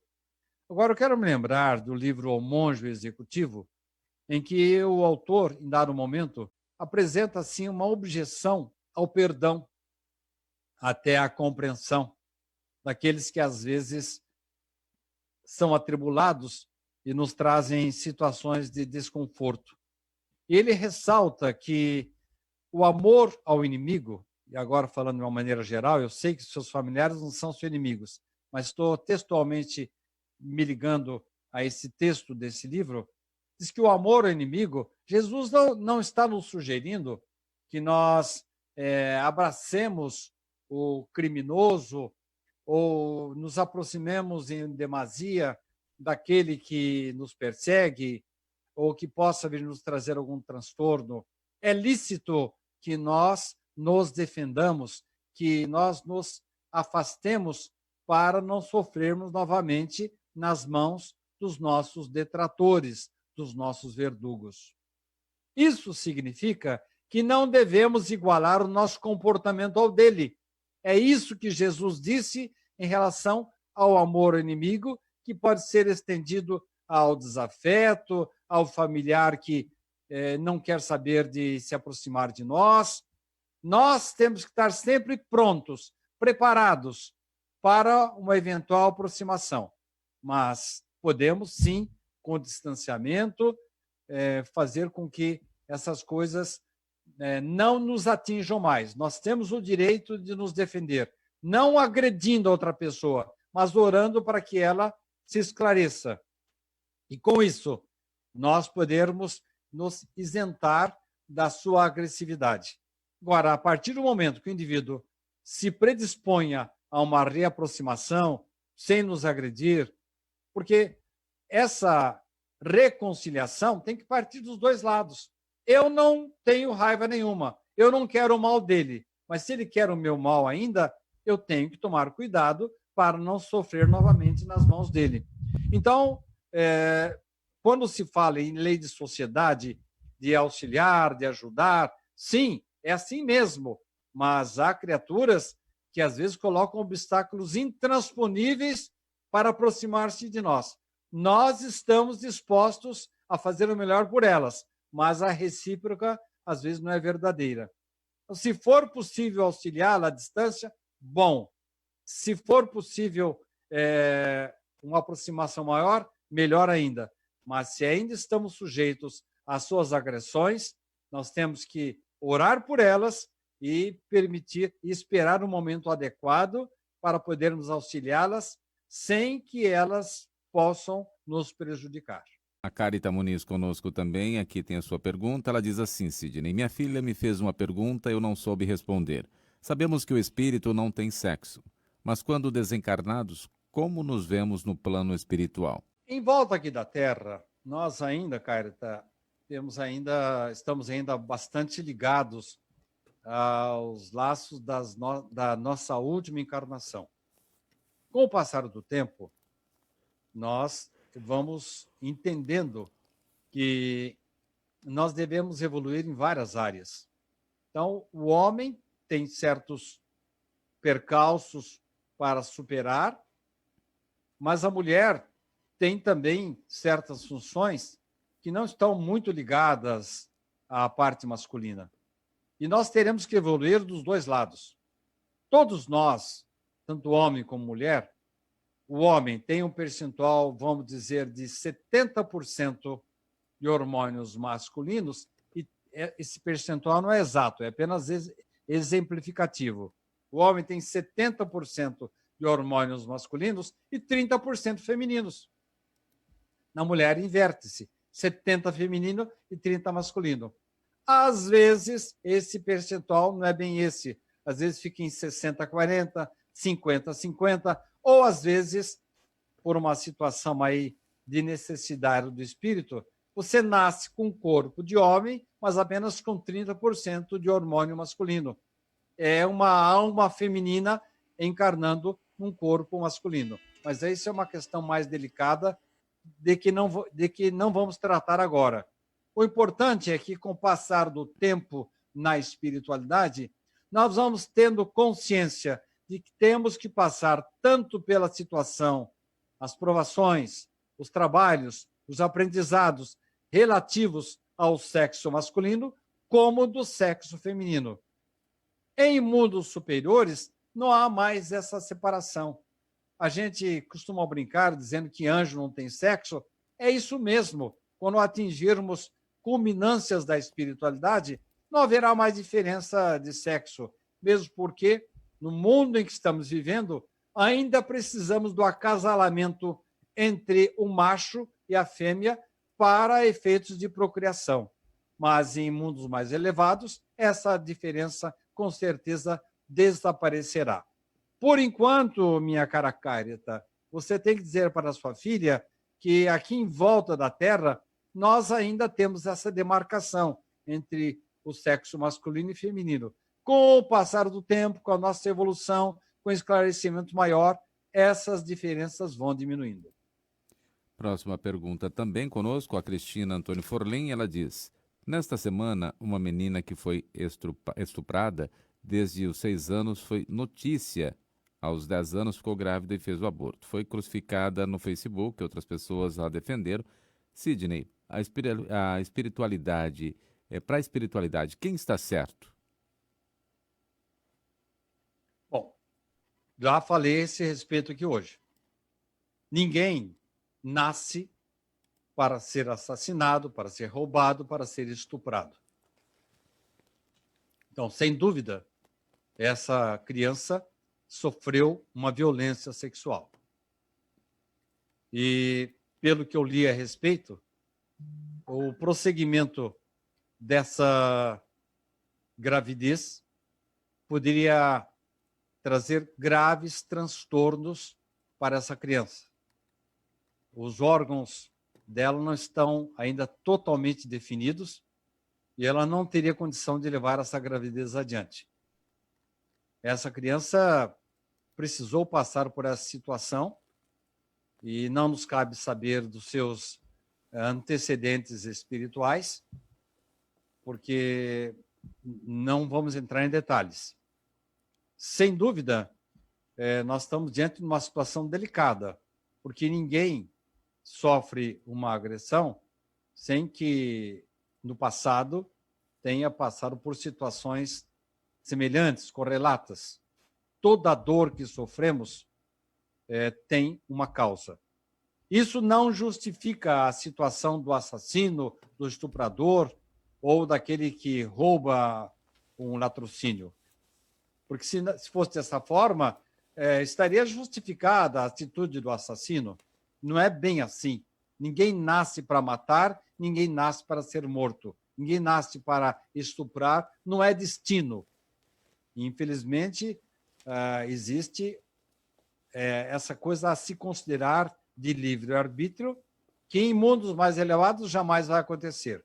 Mas eu entendo que a sua pergunta refira-se a algumas criaturas que criticaram com veemência a situação do aborto, a interrupção da gravidez, por motivos religiosos, por motivos éticos. Eu gostaria de saber se essas criaturas que tanto criticaram, tanto perseguiram, como é que agiriam se essa situação fosse na sua casa, na sua família. Em casos de criaturas com mais idade, há pessoas que, mesmo tendo sofrido violência sexual, levam a gravidez adiante e, às vezes, são até, vamos dizer assim, gratificadas com bons espíritos que vieram por intermédio delas, não obstante a violência sexual. Ninguém, em sã consciência, vai obrigar alguém a levar uma gravidez adiante depois que sofreu a violência sexual. Mas há espíritos muito elevados que, não obstante a violência, levam a gravidez adiante e não se arrependem disso. Não é o caso dessa criança, cujos órgãos genitais não estão preparados para uma gravidez. E se fosse levado adiante, porque alguns fanáticos acham, são contrários absolutamente ao aborto, só por causa deles, iria colocar essa criança em situação de risco. Temos que nos lembrar que, na antiguidade, em que poucas as situações em que se salvavam as mães, porque não existia ainda, por exemplo, a cesariana, que permitia a retirada da criança quando o nascimento natural era inviável. No momento em que se pensava qual que deveria prevalecer, quem deveria sobreviver, a criança ou a mãe? Com os escassos recursos da medicina daquela época, obviamente, escolhia-se a mãe. Mutatis mutandis, nesta situação de agora, escolheu-se a criança, uma criança que não poderia levar de forma alguma a gravidez adiante, sob pena de ela perecer, e não o feto que estava dentro dela. É claro que é uma situação muito delicada, muito desagradável, mas nós não podemos pensar só no fanatismo, só dizer que o aborto é uma coisa que deva ser criticada. Temos que pensar nessa verdadeira criança, uma menina de 10 anos, se ela levasse, acabei de ver uma reportagem de uma especialista a respeito, dizendo assim, essas pessoas que estão criticando não sabem qual seria o destino dessa criança se a gravidez fosse levada adiante. Então, nós temos que pensar, nesse caso, na mãe, na criança, na sobrevivência. Já basta o trauma que ela teve da violência sexual de pessoas que conviviam na sua casa. pessoas ligadas à sua família.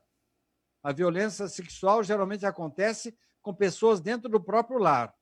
E eu entendo que a justiça tem, sim, que fazer reparar para que sirva de lição, para que as situações como essas não se repitam.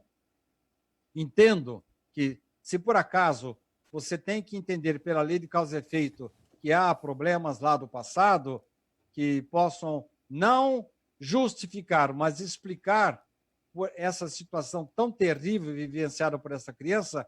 Por outro lado, temos que entender que dentro de uma casa a criança tem que ser protegida e jamais violentada. Maristela Gonçalves conosco também, ela diz o seguinte: boa tarde para você, Maristela. Minha filha faleceu aos 42 anos de um câncer violento que a levou em 2 meses.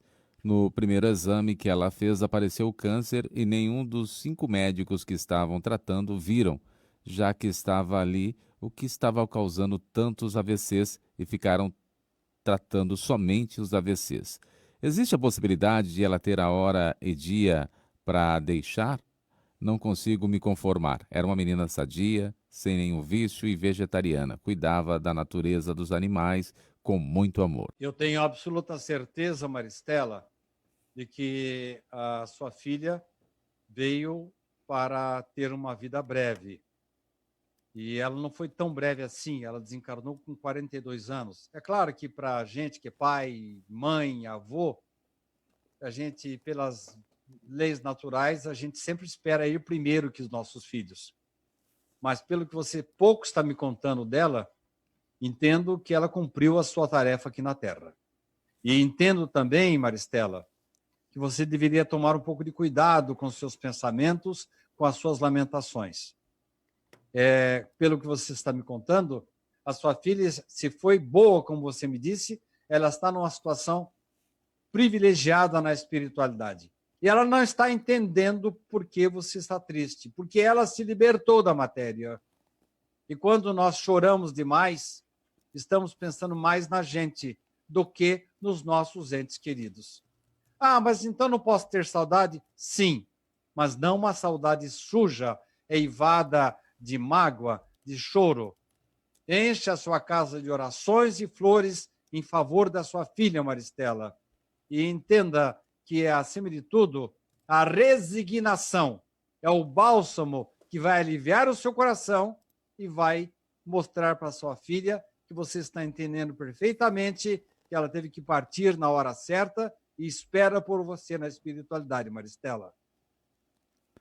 Próxima pergunta também para que você responda. A pergunta da Helenice de Agudos.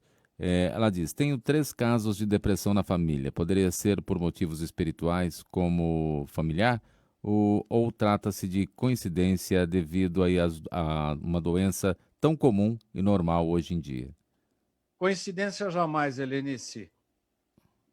Eu entendo que familiares que se uniram na mesma encarnação, é muito comum que sofram, às vezes, de males, não propriamente por questões sanguíneas ou hereditárias, mas porque participaram das mesmas situações do passado que acabaram por culminar com as mesmas doenças.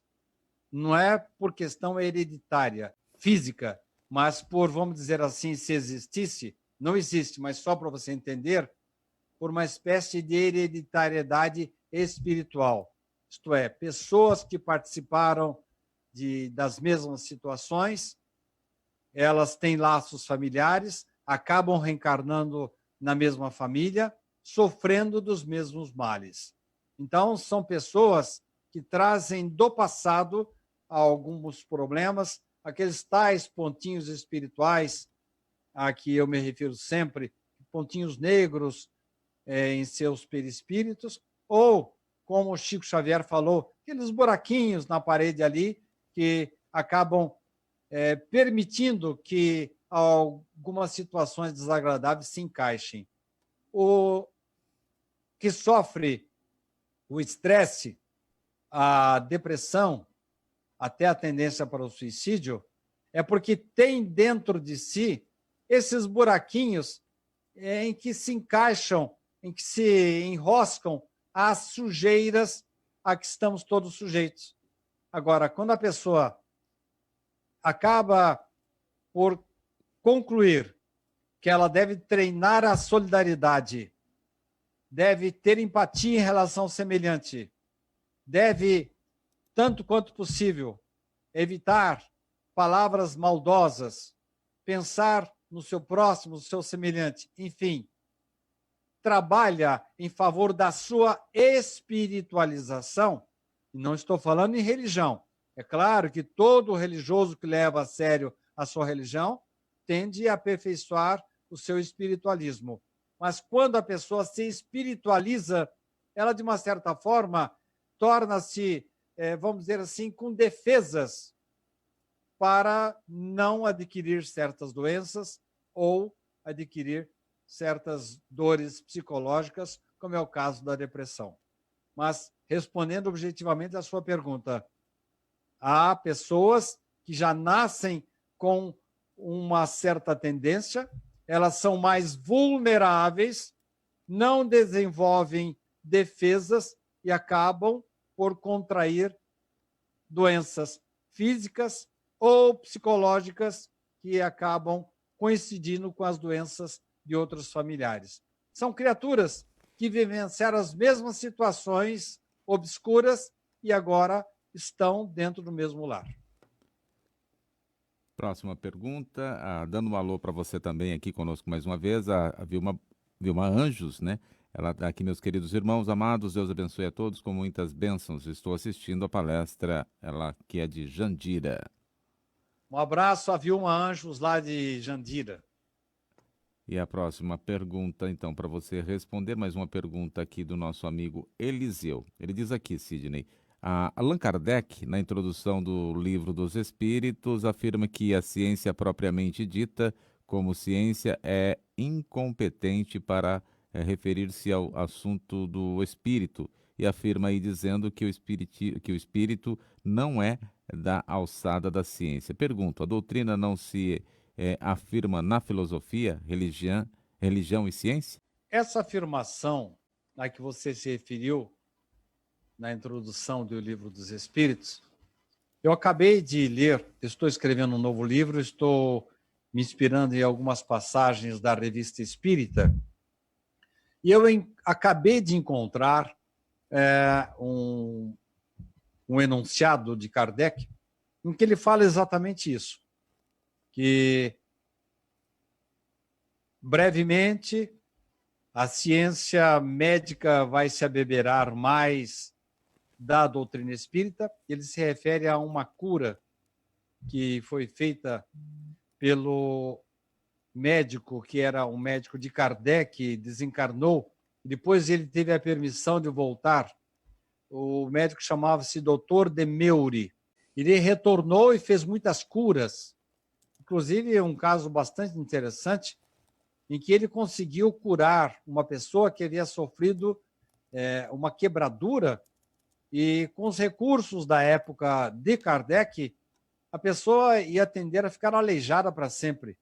E o doutor Demeuri conseguiu, com o seu trabalho magnético, fazer a junção dos ossos. Olha só que coisa importante. Depois desse trabalho, depois que consolidou-se a quebradura, houve a redução da quebradura, que Kardec faz essa observação. Que um dia a ciência vai se aproximar do magnetismo, dos princípios científicos da doutrina espírita e poderá ser mais útil ao homem. Sem dúvida, Eliseu. O espiritismo tem o aspecto filosófico, o aspecto religioso e o aspecto científico, que ainda não é totalmente de conhecimento e de aceitação da ciência oficial. Mas isso, se no século XIX havia essa grande distância entre a ciência tradicional, a ciência material e a ciência espírita, nós gradativamente estamos percebendo uma aproximação cada vez maior. Os consultórios nunca falaram em espiritualidade. Nós acabamos de mencionar no nosso novo livro que, num congresso de médicos cardiologistas, eles passaram a recomendar aos seus médicos que recomendassem aos seus pacientes a espiritualização.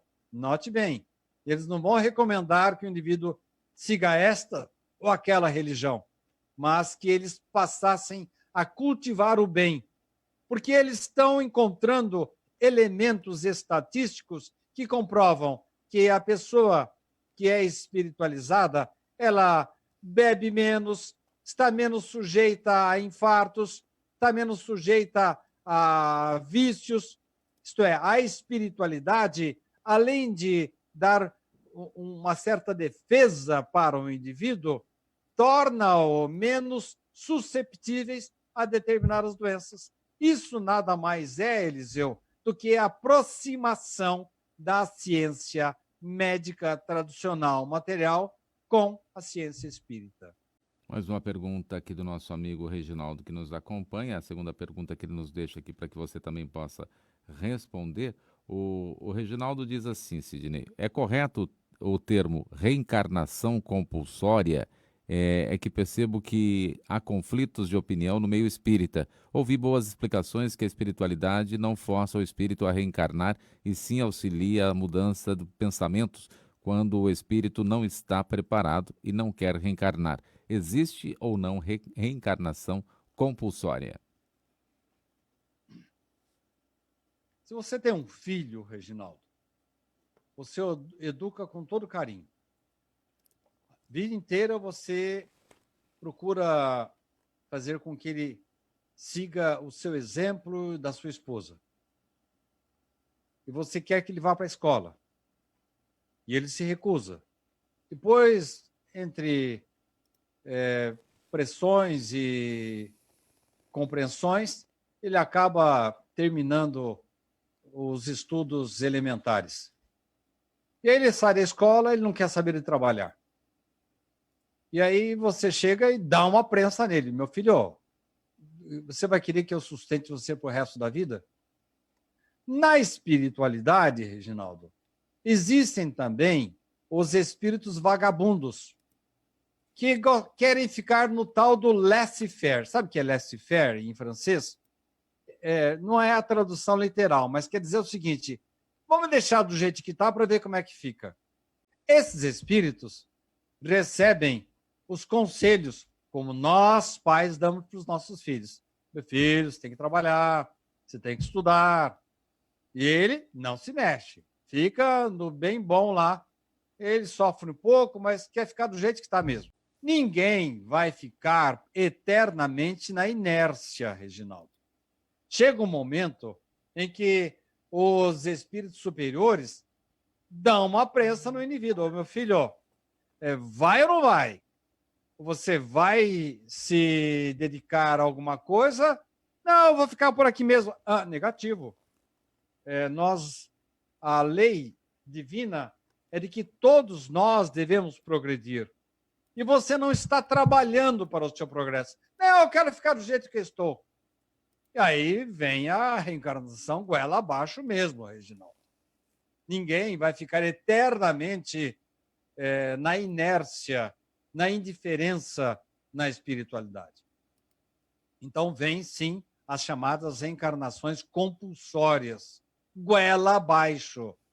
Então o indivíduo vem em situações, às vezes, difíceis, porque eles não trabalharam para se melhorar, não trabalharam para preparar a sua nova existência, não fizeram um planejamento adequado e vem numa situação difícil.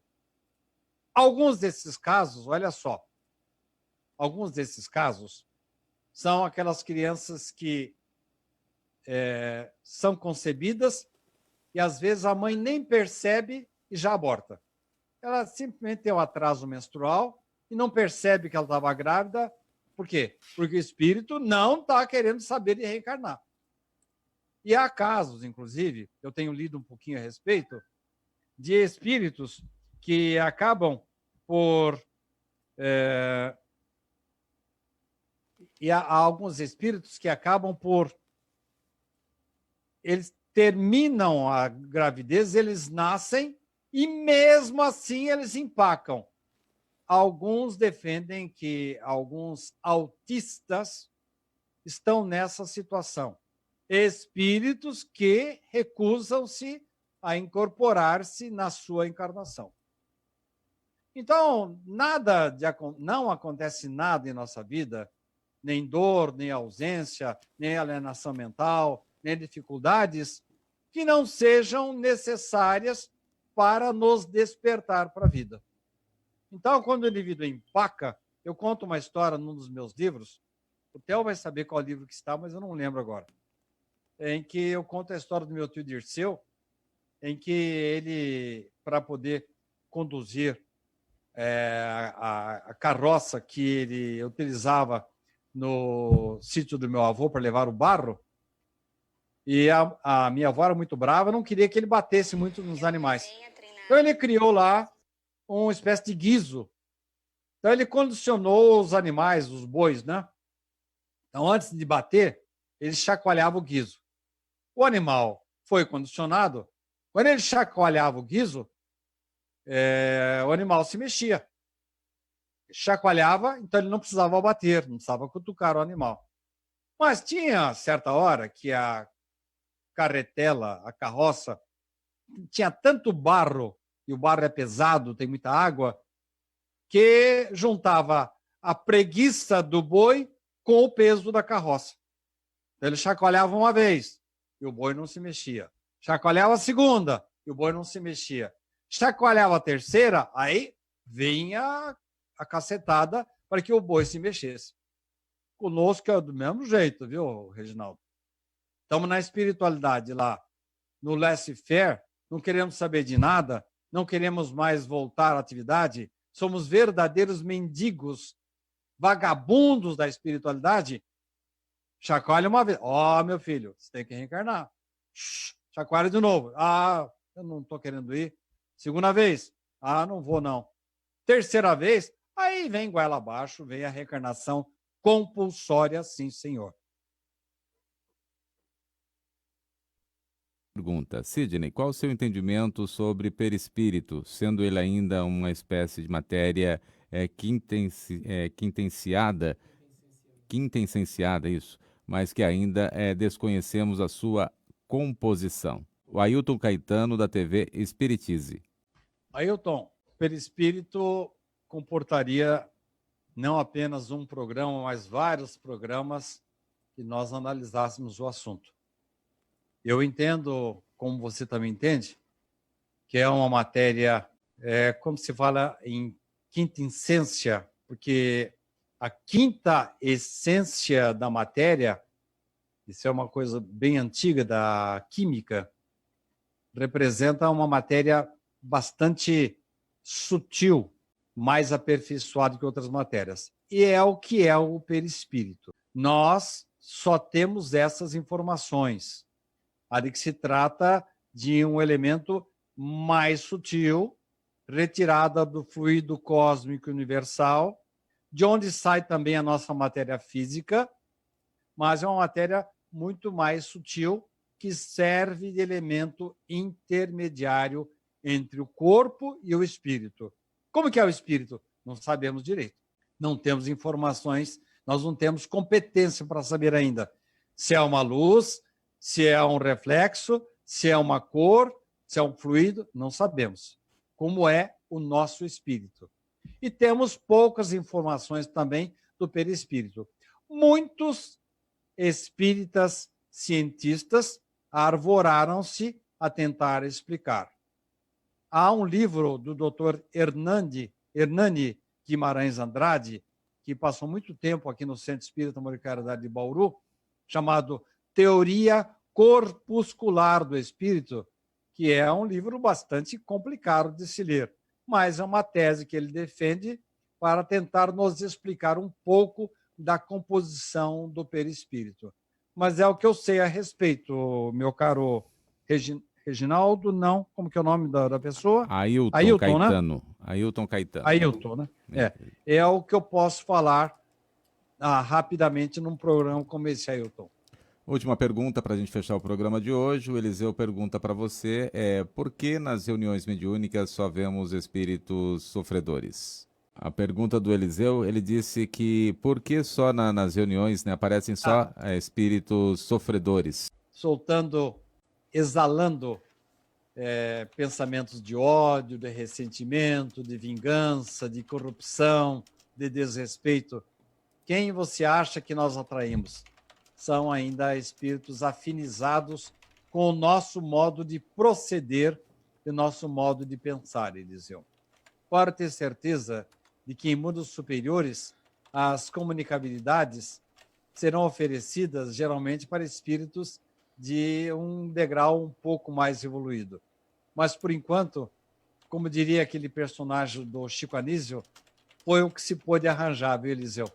Nós tendemos a agrupar, tanto material como espiritualmente, espíritos que se afinizam com aqueles que são habitantes do planeta Terra. Perfeitamente, chegando aí ao final de mais um programa Pinga Fogo, e Sidney Fernandes se despedindo de você e prometendo voltar no próximo programa, no próximo reencontro, né? Agora é o reencontro, né? Ou nas palestras que serão programadas para você, né, Sidney? Aliás, estou sentindo muita falta dos companheiros que nos dão uma audiência extraordinária aqui na sexta-feira, no nosso reencontro da quarta-feira, não é, Theo? Verdade. O pessoal, alguns dos que acompanham o Pinga Fogo não têm comparecido no reencontro. É bem verdade que depois, com o replicar que o Sérgio procede aí, o programa passa a ter uma audiência extraordinária. Mas eu gostaria de convidar os companheiros para estarem conosco aí na quarta-feira, às 9 horas. Eu e o Theo fazemos um trabalho aí bem rapidinho de perguntas e respostas. Muito obrigado a você, Theo. Obrigado a você, Reginaldo, ao Sérgio, que nos deu a sua atenção e é um incansável trabalhador aí, veiculando as coisas da doutrina espírita, as coisas do SEAC. Obrigado, Reginaldo, por sua atenção, pela sua elegância aí nas perguntas, sempre levando a sério, respeitando os nossos consulentes. Estendendo meu abraço aí ao Jonatas, que está lá embaixo também na retaguarda, e a todos vocês. Vocês são a razão de ser do nosso programa. Muito obrigado, que Jesus abençoe a todos nós, que tenhamos todos um final de semana assim, elevado, com muita oração, muito trabalho, muita honestidade e sempre pensando no melhor dos nossos semelhantes. Muito obrigado e até a próxima semana. Obrigado, Reginaldo. Obrigado, amigos que nos acompanharam hoje, nessa sexta-feira. Como Sidney disse, no reencontro às 9 da manhã na quarta-feira e, claro, se Deus assim permitir, na próxima sexta-feira, a partir das 15 horas. Muito obrigado e tenham todos um ótimo final de semana. Aqui tá frio, aqui tá chovendo. Bastante. Se estiver aí também você, se agasalhe, tome cuidado e fique tranquilo aí na sua casa. Perfeitamente. Já que nós vamos finalizando, também já agradeço você por estar conosco em mais um programa Pinga Fogo, prometendo assim, se for permitido pelo nosso grande mestre, estarmos retornando na próxima sexta-feira para mais uma edição e aqui nós encontrarmos você. Pinga Fogo com Sidney Fernandes.